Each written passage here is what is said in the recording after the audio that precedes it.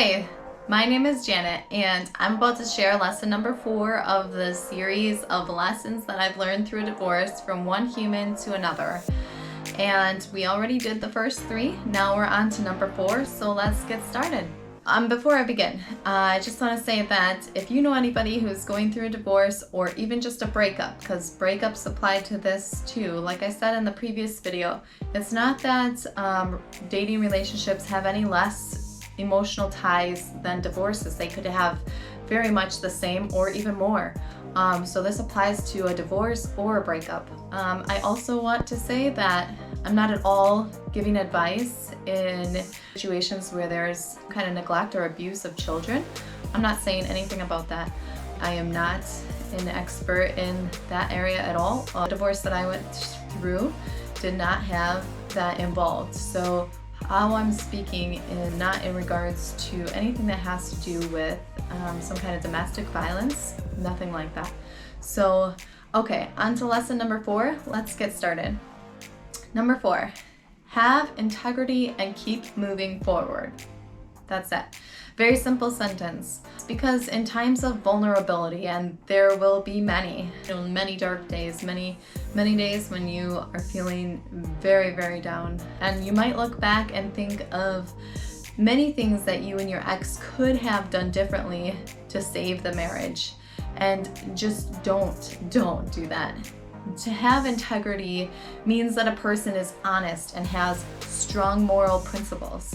So know that you did all you could and accept that the marriage is over. And even if you didn't do all that you could, just accept that you didn't, and then have faith that the lesson you've learned can now be carried forward with you. And lessons are good, positive things. So these are not bad things. These are good things. If you didn't do all that you could do in the marriage and you're like, oh, I could have done more, that's great. Like, you could have done more, and take that lesson with you to the next one. There will be a next one, I promise you. There's billions of people on this planet. That one person wasn't your key to happiness. There's billions of different keys. I like to think of it that the universe, it'll hand you an opportunity. Let's say that you missed that opportunity. It'll hand you another opportunity. Take it or leave it. It's not like that was the only opportunity. I can't think of anything better that could be coming. You have no idea.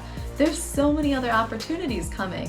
And it doesn't have to be exactly how you think it is, There's things that you couldn't even think of that are coming.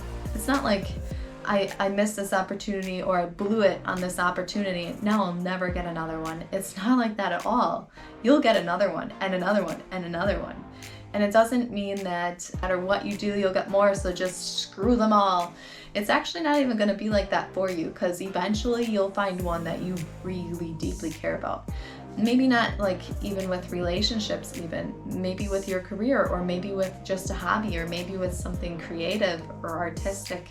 Eventually you'll find something in the world. It'll hand you enough opportunities where you're like, wow, this one thing, I can't stop caring this much about it. I just don't know what it is. I just love it.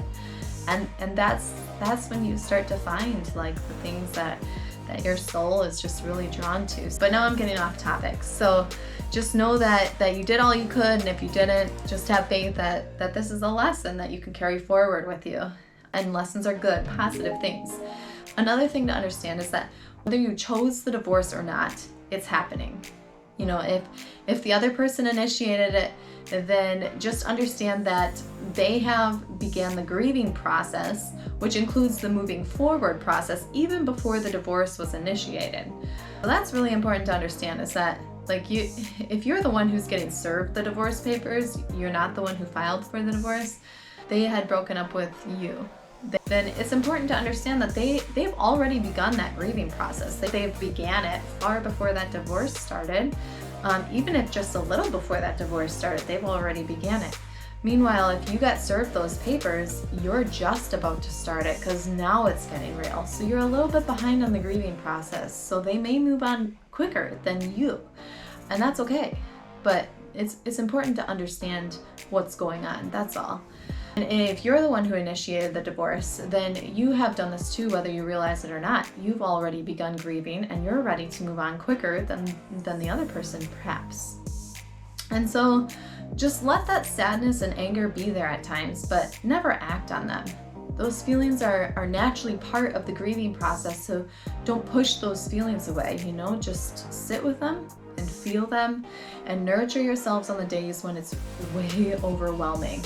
Maybe not everyone will have these overwhelming feelings, but there would be days when it was just so far overwhelming for myself that I just had to just take the day and nurture myself back to good health, back to good mental health, because it was just a lot. And maybe not the whole day.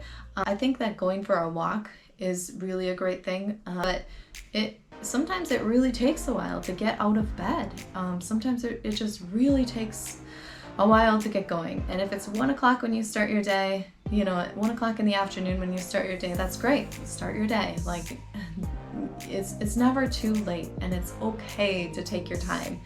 I think in America we put so much emphasis on productivity and getting things done at a certain pace and being most effective and efficient. And those things are important, but there's always a balance. There's always an ebb and a flow. And so it's important to never just think that you always have to be productive or you always have to be a certain way. There's actually a good balance. In yoga, they'll say, like, be like a tiger, be like a lion, and strong like a lion. And then in other times, you might need to be soft, you might need to be gentle, you might need to be quiet as a mouse. So there's different times, different abilities. You're kind of like a chameleon. Like, you just have to change yourself in accordance with the environment sometimes, and that's okay. It's important to realize that, though, because in America they really do push you, like, really get things done and be productive, and there's never a day when you can sit around, because otherwise you're considered lazy.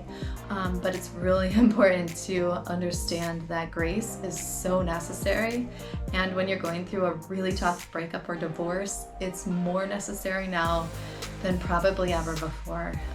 If you can't give yourself that kind of grace, how on earth are you ever going to give that grace to somebody else? Or maybe you're giving too much grace to everybody else and never to yourself, and that's a problem too, because then your grace is reliant on other people. So we need to really be more self-reliant. Listen to yourself, listen to what's going on inside of you, so that you're not constantly depending on anybody else for it. Just let the sadness and anger be there, never act on them. So those feelings are just a natural part of the grieving process. Just sit there and feel them and nurture yourself. Maybe find ways to work it out. I really love to be creative. I'm gonna get a little off topic again, but I really love to be creative, because landscaping is my thing. It's so, like, there's just something about destroying one thing to create something beautiful that I just really love about landscaping in particular. But you can do that with anything. Take a blank piece of paper and paint on it. You're creating color from absolute whiteness, like something that's so dull and so plain. You get to create on that. It's so magical to be able to do that. It really brings a lot of the feelings up and out. And whether the picture is ugly or beautiful, it doesn't matter. It's the fact that you were able to let your mind, like, run its course, because sometimes our minds run like 1,000,000 miles a minute, it feels like. And just let it think of anything that it wants to think. I think people place an emphasis on meditation so much so that they forget that, like, how meditating it is to let the brain go wild like that. I also do some meditating where I just sit in silence, but I love, like, the therapy that comes with letting my brain think 1,000,000 miles a minute, doing whatever while I listen to music or audiobooks or whatever. There's still thoughts always going while I'm doing my creating, or while I'm, like, digging up all sorts of stuff outside. So let's get back on schedule. So we never want to act on those sad or angry feelings. Never want to act on them. You're moving forward. So completely embrace a brand new journey of rediscovering who you are without your partner. This could take just a few months or maybe even years, but be gentle with yourselves and your children if you have any. And this is so much fun. The rediscovering process, while it can be frustrating at some times, it was hands down one of the greatest times of my life, and it still is. because you can just dream wildly just because you can, and there's no one to stop you. But on the downside, no one's there encouraging you either. So keep remembering the past times when you showed your strength in life to ease the frustration. And I would try to look back on even the smallest accomplishments that I did. If you're really in a tough position, sometimes your mind will tell you, well, but you don't have any accomplishments. But I promise you, you do. There was something that took strength to get through. Even the littlest thing, maybe it was getting out of bed one day when you were really, really sad. It took a lot of strength to get your feet on the ground. Just remember the time, any time at all, that you had a little bit of strength in you to do something and you did it. That's going to be really important, because then you can tell yourself over and over, hey, remember when I did this? Well, I can certainly do that. Remember when I did this? Well, I can certainly do that. So it's really important to build that way. So that's all that I have for you for lesson number 4. Again, the sentence for this one was have integrity and keep moving forward.